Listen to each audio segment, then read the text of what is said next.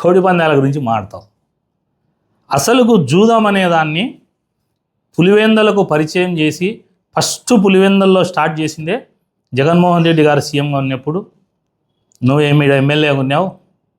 పులివెందుల్లో అప్పుడు ఉన్నటువంటి నాయకులు అందరూ కలిసి ఫస్ట్ ఈ కోడి పందాలు జూదాన్ని జిల్లాలో ఇంట్రడ్యూస్ చేసిందే వైఎస్ఆర్ కాంగ్రెస్ పార్టీ నాయకులు మీరు. నువ్వు మాట్లాడుతా అంటే జూదం గురించి ప్రజలు ఏమనుకుంటారో తెలుసా? వాళ్ళ ఇంట్లో జూదం ఆడిస్తే మేజులు తీసుకునే రాచమల్లా జూదం గురించి మాట్లాడుతానని ఆశ్చర్యపోతున్నారు. దొరసాన్పల్లెలో నీ ఇంటికి కూతవేటు దూరంలో ఒక స్కూల్లో జూదం ఆడిస్తా.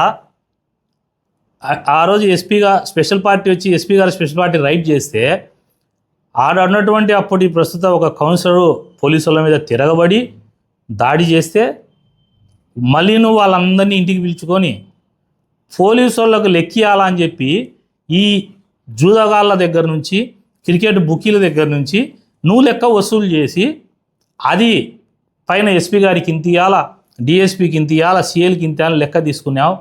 నువ్వు ఈరోజు పోలీసు వాళ్ళ గురించి మాట్లాడుతా అంటే ఆశ్చర్యంగా ఉంది.